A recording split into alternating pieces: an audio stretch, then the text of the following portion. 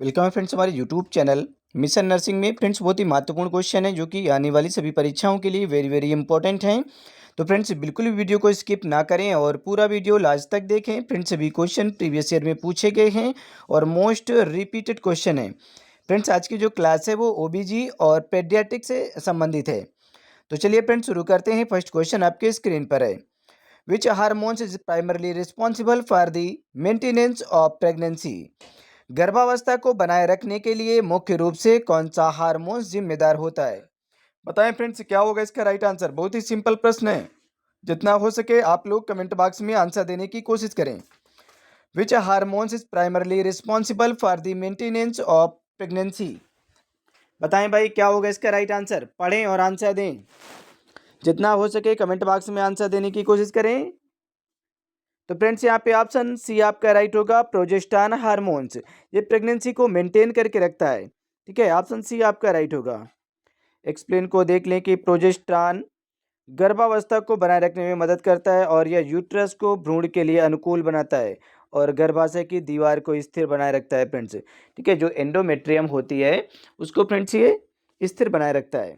चलिए friends question number 2 पढ़ें। Question number 2 को, at what age does the anterior fontanelle normally close. Anterior fontanelle सामान्यतः किस उम्र में बंद हो जाता है? बताएं फ्रेंड्स क्या होगा इसका राइट आंसर। एंटेरियर फोंटानेल सामान्य रूप से किस उम्र में बंद हो जाता है? बहुत ही सिंपल प्रश्न है, पढ़ें और आंसर दें। एंटेरियर फोंटानेल जो होते हैं वो किस उम्र में बंद होते हैं? तो ये फ्रेंड्स 18 महीने में बंद हो जाते हैं। ऑप्शन डी यहाँ पे आपका राइट होगा, 18 महीने में एंटेरियर फोंटानेल बंद हो जाते हैं। चलिए आप एक्सप्लेन को देख लें कि शिशु के मस्तिष्क की वृद्धि के अनुसार, शिशु की मस्तिष्क की वृद्धि के अनुसार एंटेरियर फोंटानेल 12 से 18 महीने में धीरे धीरे बंद हो जाता है। चलिए 3 नंबर क्वेश्चन है, पढ़ें क्वेश्चन नंबर 3 को। What is the normal duration of full term pregnancy. एक पूर्णकालिक गर्भावस्था की सामान्य अवधि क्या होती है? पढ़ें और आंसर दें फ्रेंड्स। बताएं क्या होगा इसका राइट आंसर। बहुत ही सिंपल प्रश्न है ये, क्योंकि ये सभी आए हुए हैं, पूछे गए हैं फ्रेंड्स। अभी आरआरबी स्टाफ नर्स और एएनएम में भी ये प्रश्न पूछे गए हैं और ज़्यादातर स्टूडेंट ने बताया भी है कि ओबीजी और पेडियाट्रिक से रिलेटेड क्वेश्चन ज़्यादा पूछे गए हैं। ठीक है, चाहे वो एएनएम का एग्जाम हो या फिर स्टाफ नर्स का। ठीक है, दोनों एग्जाम में पेडियाट्रिक और ओबीजी से रिलेटेड क्वेश्चन ज़्यादा पूछे गए हैं। बाकी सभी चैप्टरों से क्वेश्चन थे, लेकिन ज़्यादातर पेडियाट्रिक और यहाँ पे ओबीजी से रिलेटेड थे। स्टूडेंट ने यही बताया है। बाकी आप लोग अगर दे कर आए हैं तो आप लोग हमें ज़रूर बताएं कि किस तरह के क्वेश्चन पूछे गए थे। ठीक है, पेपर जो था ज़्यादा टफ नहीं आया था, नॉर्मल प्रश्न आए थे। पढ़े क्वेश्चन को, what is the normal duration of a full term pregnancy. तो यहाँ पे ऑप्शन सी आपका राइट होगा, 40 वीक्स। ठीक है, 40 सप्ताह। मतलब कि पूर्णकालिक गर्भावस्था में 40 सप्ताह कहने का मतलब है कि 280 दिन। ठीक है, 40 सप्ताह मतलब 280 दिन होती है, जो लास्ट मेंस्ट्रुअल पीरियड से गिनी जाती है।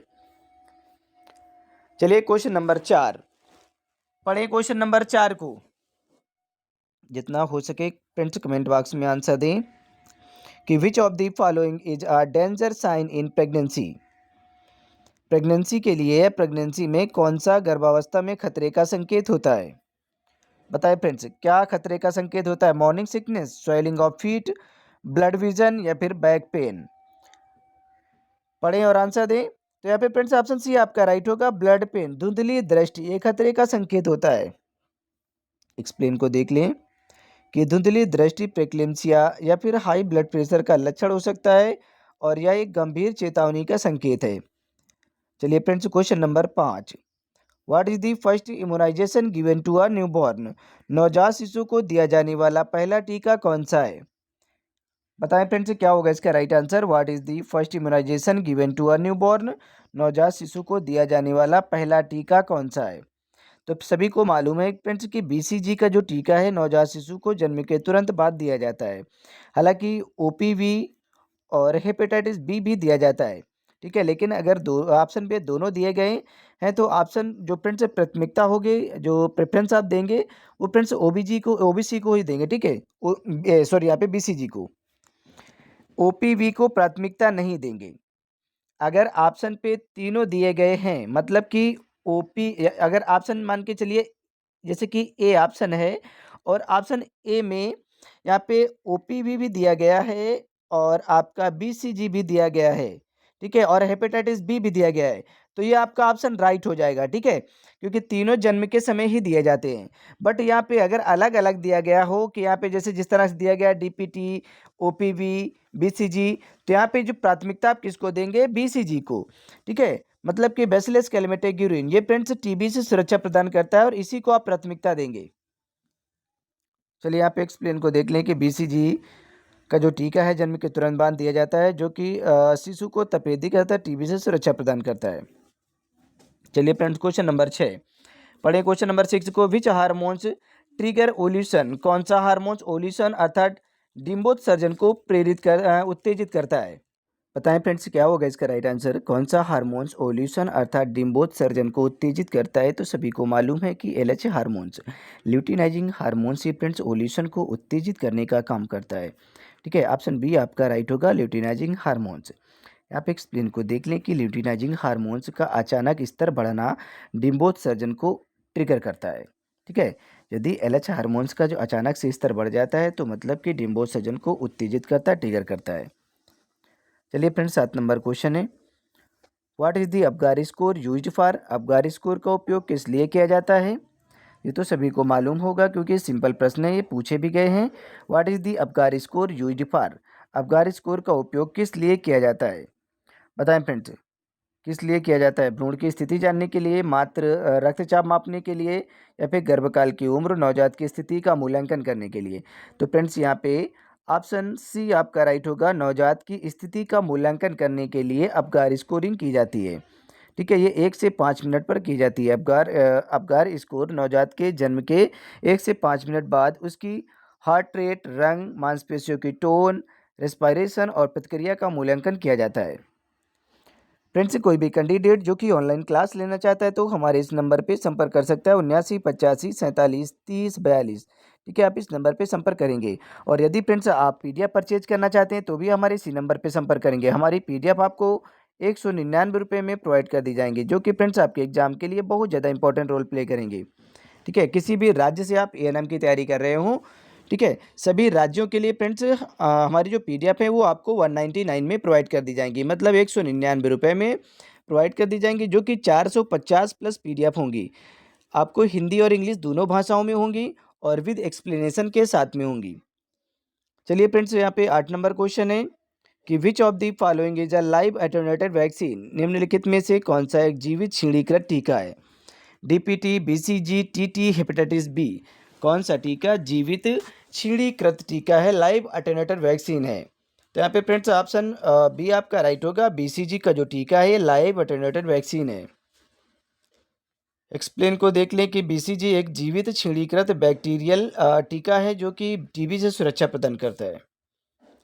चलिए फ्रेंड्स यहाँ पे क्वेश्चन नंबर आपका 9 है, पढ़ें क्वेश्चन नंबर 9 को, बताएं क्या होगा इसका राइट आंसर। क्वेश्चन नंबर 9 को आप पढ़ लें फिर आंसर दें, क्योंकि रिपीटेड क्वेश्चन है, बहुत ही सिंपल है।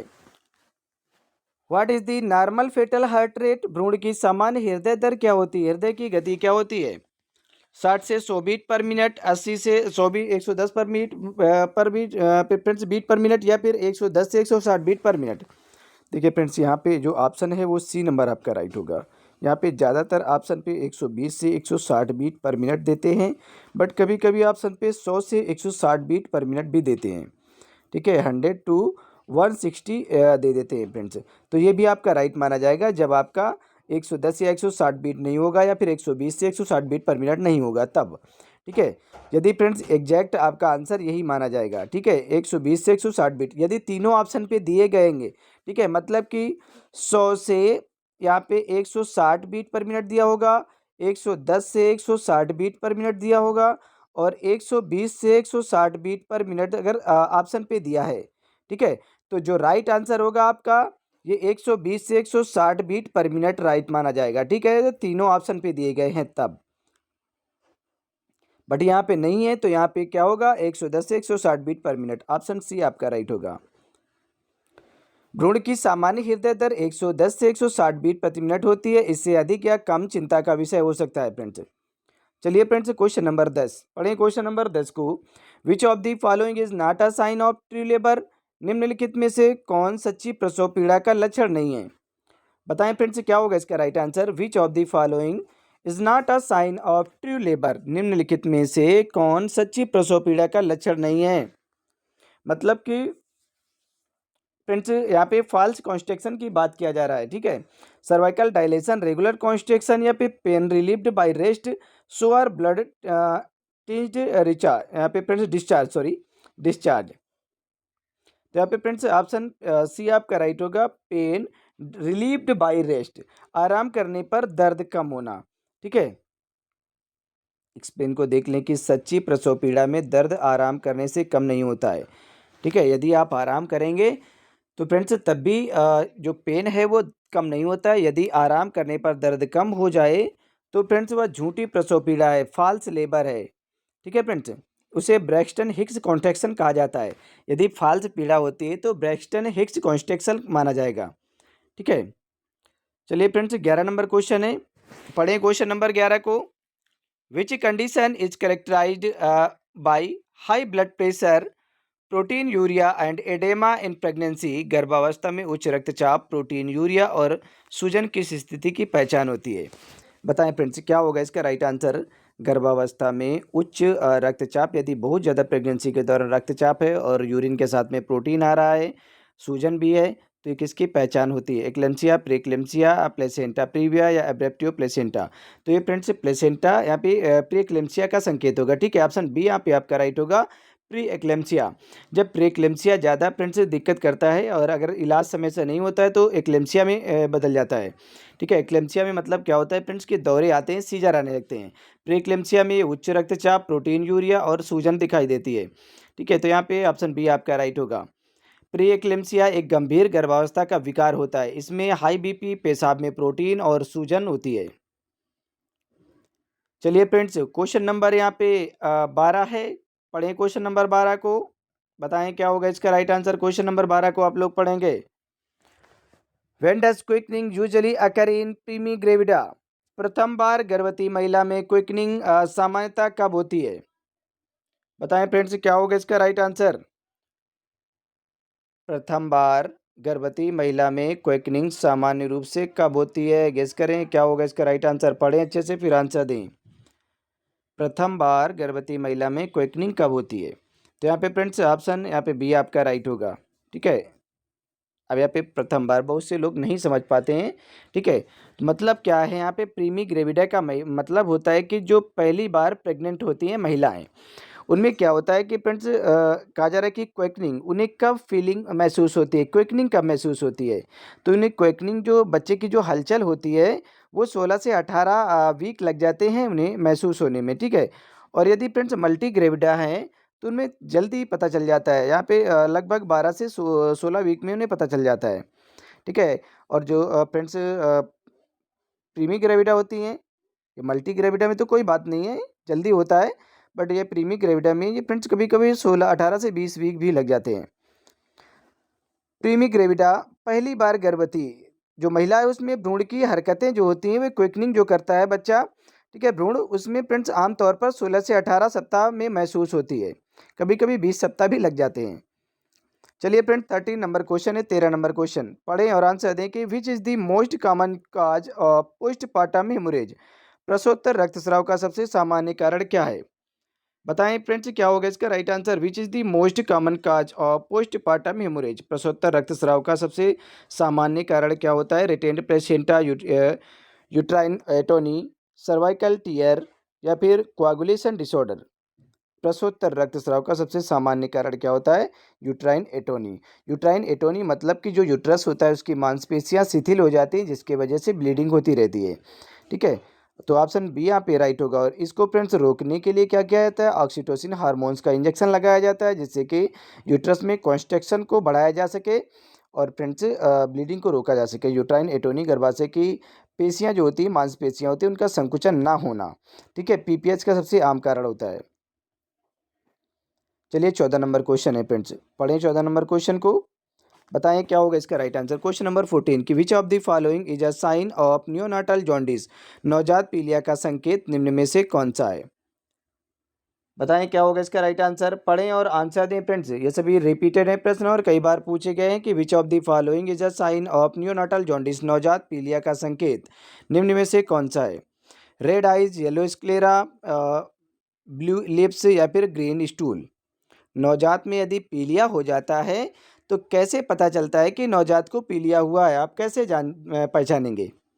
बताएं फ्रेंड्स। रेड आइज, लाल आंखें होंगी, या फिर येलो स्क्लेरा। जो स्क्लेरा होती है फ्रेंड्स वो कैसी हो जाती है, येलो हो जाती है। ठीक है, पीली आंखों की सफ़ेदी। अब यहाँ पे देख लें कि नवजात के पीलिया में त्वचा और आंखों की सफ़ेदी जो स्क्लेरा होती है, वाइट वाली जो भाग होता है, वाइट वाला स्क्लेरा वो पीला हो जाता है, जिससे पता चलता है कि नवजात को पीलिया हुआ है। ठीक है, चलिए फ्रेंड्स यहाँ पे 15 नंबर प्रश्न है। पढ़ें क्वेश्चन नंबर 15 को। What is the normal weight of newborn baby in India. Bharat में नवजात शिशु का सामान्य वजन कितना होता है।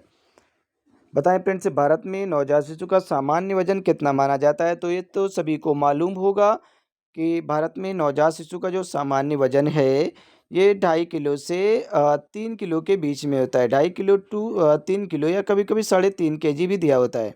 ठीक है, बट यहाँ पे सी नंबर ऑप्शन आपका राइट होगा, 2.5 से 3 kg।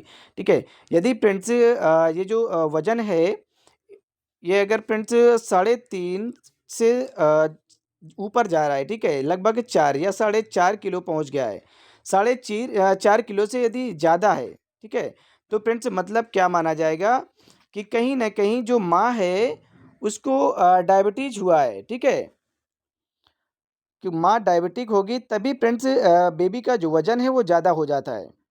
ठीक है, बाकी सामान्य वजन 2.5 किलो से 3.5 किलो सामान्य वजन माना जाता है। चलिए एक्सप्लेन को आप देख लें कि भारत में नवजात का औसतन सामान्य वजन 2.5 से 3 किलोग्राम के बीच में होता है। इससे कम वजन को लो बर्थ वेट माना जाता है। चलिए फ्रेंड्स क्वेश्चन नंबर 16 है। पढ़ें क्वेश्चन नंबर 16 को कि which is the safest position during labour. प्रसव के दौरान सबसे सुरक्षित स्थिति कौन सी होती है। प्रसव के दौरान सबसे सुरक्षित स्थिति कौन सी होती है। बताएं भाई क्या होगा इसका right answer. Which is the safest position during labour. प्रसव के दौरान सबसे सुरक्षित स्थिति कौन सी होती है। तो यहाँ पे फ्रेंड्स ऑप्शन सी आपका राइट होगा, लेफ्ट लेटरल पोजीशन। प्रसव के दौरान जो सबसे सुरक्षित जो पोजीशन होती है, स्थिति होती है, वो लेफ्ट लेटरल पोजीशन होती है। अब यहाँ पे बाईं ओर करवट के बल लेटाना ज़्यादा बेहतर माना जाता है।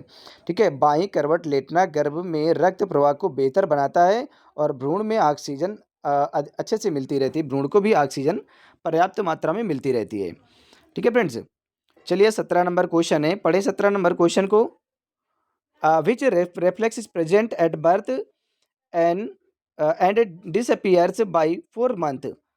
बताएं क्या होगा इसका राइट आंसर फ्रेंड्स। पढ़ें और आंसर दें, गेस करें, इसे अच्छे से पढ़ लें फिर आंसर दें कि which reflex is present at birth and disappears by 4 month. कौन सा रिफ्लेक्स जन्म के समय मौजूद होता है और 4 महीने में अपने आप ही समाप्त हो जाता है। मोरो रिफ्लेक्स, या फिर बेबिंगसी रिफ्लेक्स, प्लांटर रिफ्लेक्स, या फिर रूटिंग रिफ्लेक्स। कौन सा रिफ्लेक्स अपने आप ही खत्म हो जाता है। तो फ्रेंड्स ये मोरो रिफ्लेक्स होता है जो अपने आप ही खत्म हो जाता है। अब मोरो रिफ्लेक्स होता क्या है ये आप लोगों को देखना चाहिए कि मोरो रिफ्लेक्स क्या होता है। मोरो रिफ्लेक्स एक डरने की प्रक्रिया है। मोरो रिफ्लेक्स क्या होती है कि एक डरने की प्रक्रिया है जो जन्म के समय होती है और 4 महीने के बाद अपने आप ही समाप्त हो जाती है। जो नवजात शिशु होते हैं उनमें डरने की प्रक्रिया होती है। ठीक है, चलिए 18 नंबर क्वेश्चन है फ्रेंड्स। पढ़ें और आंसर दें कि which of the following is a complication of prolonged labour. लंबे समय तक चलने वाले प्रसव की जटिलता को क्या कहा जाता है। यदि बहुत ज़्यादा लंबे समय तक फ्रेंड्स दर्द हो रहा है, ठीक है, पेन हो रहा है, यहाँ पे कहा जा रहा है कि लंबे समय तक चलने वाले प्रसव की जटिलता। अब ये किस कारण से फ्रेंड्स ये जटिलताएं आती हैं। देखिए, शोल्डर डिस्टोसिया भी हो सकता है, कार्ड प्रोलैप्स और uterine rapture, all of the above. तो बताएं यहाँ पे क्या दिक्कत आएगी, किसकी वजह से। तो यहाँ पे friends all of the above होगा। देखिए फ्रेंड्स, शोल्डर डिस्टोसिया का मतलब है कि कंधे फंस जाते हैं। ठीक है, कंधे फंस जाते हैं, कभी कभी गर्भनाल बाहर आ जाता है। ठीक है, जो फ्रेंड्स अम्बिलिकल कार्ड होता है वो फ्रेंड्स बाहर आ जाता है, जिसकी वजह से जो शिशु होता है उसको ऑक्सीजन बहुत ज़्यादा दिक्कत होने लगती है, ऑक्सीजन कम मिलता है। ठीक है, यूँ कहें कि ऑक्सीजन मिलना ही फ्रेंड्स बहुत रेयर केस में उसे ऑक्सीजन मिलने लगता है। ठीक है, कार्ड प्रोलैप्स का मतलब है कि गर्भनाल बाहर आ जाना। ठीक है। और ये खतरे का संकेत होता है यदि गर्भनाल बाहर आ जाएगा। शिशु मतलब जो भ्रूण है, जो शिशु है उससे पहले अगर गर्भनाल बाहर आ जाएगा तो बहुत ज़्यादा दिक्कत होगी। अगर फ्रेंड्स यूट्राइन रैप्चर हो गया, गर्भाशय फट गया तो भी दिक्कत आएगी। तो यहाँ पे friends all of the above होंगे, उपरोक्त सभी। यहाँ पे देख लें कि लंबा प्रसव, अगर बहुत ज़्यादा देर तक आपको फ्रेंड्स पेन हो रहा है और फ्रेंड्स प्रसव जो शिशु है वो बाहर नहीं आया है, ठीक है, तो फ्रेंड्स क्या होता है कि जटिलताओं को जन्म दे सकता है। ठीक है, जटिलताएं हो सकती हैं जैसे कि गर्भनाल का फंसना भी हो सकता है, कंधा अटकना भी हो सकता है, गर्भाशय भी फट सकता है। ये सारी दिक्कतें हो सकती हैं। चलिए फ्रेंड्स 19 नंबर क्वेश्चन है कि which vitamin deficiency causes neural tube defect in foetus. किस विटामिन की कमी से भ्रूण में न्यूरल ट्यूब डिफेक्ट का कारण बनता है? बताएं भाई क्या होगा इसका राइट आंसर। किस विटामिन की कमी से न्यूरल ट्यूब डिफेक्ट का कारण बनता है? Vitamin A, vitamin B12, folic acid, vitamin D. तो यहाँ पे फ्रेंड्स क्या होगा? फोलिक एसिड होगा। ठीक है, फोलिक एसिड, ऑप्शन सी आपका राइट होगा, फोलिक एसिड। ठीक है, मतलब कि विटामिन B9, फोलिक एसिड को ही विटामिन B9 कहा जाता है। ठीक है, इसमें क्या होता है? Neural tube defect. चलिए चलिए फ्रेंड्स एक्सप्लेन को आप देख लें कि फोलिक एसिड की कमी से स्पाइना बिफिडा जैसी न्यूरल ट्यूब डिफेक्ट की संभावना बढ़ जाती है। फ्रेंड्स कोई भी कैंडिडेट जो कि ऑनलाइन क्लास लेना चाहता है तो हमारे इस नंबर पे संपर्क कर सकता है, 79 85 47 30 42। ठीक है, आप इस नंबर पे संपर्क करेंगे यदि ऑनलाइन क्लास लेना चाहते हैं। आप किसी भी राज्य से हों, यदि आप एएनएम की क्लास लेना चाहते हैं तो हमारे इसी नंबर पे संपर्क करेंगे। और फ्रेंड्स यदि आप पीडीएफ परचेज करना चाहते हैं एएनएम से रिलेटेड तो फ्रेंड्स आप हमारे इसी नंबर पर कॉन्टैक्ट करेंगे। हमारे पीडीएफ आपको 199 रुपये में प्रोवाइड कर दी जाएंगी, जो कि फ्रेंड्स आपके एग्जाम के लिए बहुत ज़्यादा इंपॉर्टेंट रोल प्ले करेंगी, किसी भी राज्य से हों आप फ्रेंड्स। ठीक है, और फ्रेंड्स यहाँ पे आपको हम 450 प्लस पीडीएफ प्रोवाइड करेंगे, जो कि हिंदी इंग्लिश दोनों भाषाओं में होंगी और विद एक्सप्लेनेशन के साथ में होंगी। चलिए friends question number 20 number question है, पढ़ें और आंसर दें कि what is the best position for breast feeding. स्तनपान कराने के लिए सबसे अच्छी स्थिति कौन सी होती है? जब आप स्तनपान कराते हैं, ब्रेस्ट फीडिंग कराती हैं महिलाएं, तो सबसे अच्छी पोजीशन कौन सी होती है? पीठ के बल, क्रेडल होल्ड, खड़े होकर, पेट के बल। तो फ्रेंड्स यहाँ पे क्रेडल होल्ड ज़्यादा अच्छी पोजीशन मानी जाती है ब्रेस्ट फीडिंग के दौरान। अब क्रेडल होल्ड क्या होती है? अब यहाँ पे आप देख लें कि क्रेडल होल्ड में माँ आराम से बच्चे को अपनी गोद में रखकर स्तनपान कराती है, जो सुरक्षित और आरामदायक भी तरीका होता है। क्रेडल होल्ड का मतलब यही होता है कि जो माँ है वो अपने बच्चे को गोद में लेकर या रखकर स्तनपान आराम से करा सकती है, जो कि सुरक्षित और आरामदायक होती है। चलिए फ्रेंड्स यहाँ पे 21 नंबर है, 21 नंबर क्वेश्चन है, पढ़ें और आंसर दें कि what is the purpose of kangaroo mother care, KMC. क्या है ये केएमसी? कंगारू मदर केयर का उद्देश्य क्या होता है? हमने कई बार पढ़ा है फ्रेंड्स और सब कुछ कंगारू मदर केयर के बारे में बहुत ही अच्छे से एक्सप्लेन किया है। ठीक है, हमारे जो पिछले वीडियो हैं आप जाकर देख सकते हैं। बताएं क्या होगा इसका right answer. What is the purpose of kangaroo mother care, KMC. Kangaroo mother care का उद्देश्य क्या होता है? For vaccination, for thermal protection and bonding, for feeding through bottle, for reducing crying. तो यहाँ पे फ्रेंड्स क्या होगा? ऑप्शन बी आपका राइट होगा। ठीक है, for thermal protection and bonding. ठीक है, अब यहाँ पे देख लें कि केएमसी नवजात को माँ की छाती से चिपकाकर त्वचा से त्वचा संपर्क प्रदान करता है, जिससे तापमान नियंत्रित रहता है और मातृ संतान बंधन मजबूत हो जाता है। चलिए फ्रेंड्स 22 नंबर क्वेश्चन है, पढ़ें 22 नंबर क्वेश्चन को और आंसर दें। ठीक है, ये जितने भी क्वेश्चन दिए गए हैं सभी पूछे गए हैं और रिपीटेड क्वेश्चन है। ठीक है, which fetal presentation is considered ideal for normal delivery. सामान्य प्रसव के लिए भ्रूण की कौन सी प्रस्तुति आदर्श मानी जाती है? बताएं फ्रेंड्स क्या होगा इसका राइट आंसर। सामान्य प्रसव के लिए भ्रूण की कौन सी प्रस्तुति आदर्श मानी जाती है? Breech presentation, face, vertex, shoulder. सामान्य प्रसव के लिए, तो सामान्य प्रसव के लिए जो सबसे अच्छी फ्रेंड्स पोजीशन है वो वर्टेक्स होती है। ऑप्शन सी यहाँ पे आपका राइट होगा, आदर्श मानी जाती है वर्टेक्स पोजीशन। वर्टेक्स पोजीशन में भ्रूण का सिर सबसे पहले बाहर निकलता है, जिसे सिफेलिक कहा जाता है फ्रेंड्स। सिर की प्रस्तुति, सिफेलिक मतलब सिर की प्रस्तुति। ठीक है, जो सामान्य डिलीवरी के लिए सुरक्षित होता है। और सामान्य डिलीवरी के लिए फ्रेंड्स जो सर्विक्स है वो फुली डायलेटेड होनी चाहिए 10 सेंटीमीटर। ठीक है, 10 सेंटीमीटर सर्विक्स फुली डायलेटेड होनी चाहिए। चलिए फ्रेंड 23 नंबर 23 नंबर क्वेश्चन है कि which of the following is not included in active management of third stage of labour. यहाँ पे कहा जा रहा है कि प्रसव की तीसरी अवस्था के सक्रिय प्रबंधन में निम्न में से क्या शामिल नहीं है। अब यहाँ पे आप लोग बताएं हमें कि क्या नहीं शामिल है। सक्रिय प्रबंधन यानी कि तीसरी प्रसव की तीसरी फ्रेंड्स अवस्था बताएं friends. Controlled cord contraction, uterine massage, administration of oxytocin, episiotomy. तो फ्रेंड्स यहाँ पे ऑप्शन डी आपका राइट होगा, एपिसियोटोमी। ठीक है, ये शामिल नहीं होता है। यहाँ पे देख लें कि एपिसियोटोमी एक शल्य प्रक्रिया है। एपिसियोटोमी एक शल्य प्रक्रिया या तीसरे चरण के सक्रिय प्रबंधन का हिस्सा नहीं होता है। ठीक है, ये दूसरे चरण में तो हो सकता है। एपिसियोटोमी जो है ये फ्रेंड्स दूसरे चरण में तो सक्रिय हो सकता है, क्योंकि क्या होता है कि जो प्रीमी ग्रेविडा महिलाएं होती है उनमें फ्रेंड्स जब प्रॉब्लम होती है, सिर अगर फंस जाता है, अच्छे से बाहर नहीं निकल पाता है, तो फ्रेंड्स क्या किया जाता है कि चीरा लगा दिया जाता है। हल्का सा चीरा लगा दिया जाता है, जिससे कि फ्रेंड्स टिश्यू डैमेज होने का खतरा कम हो जाता है।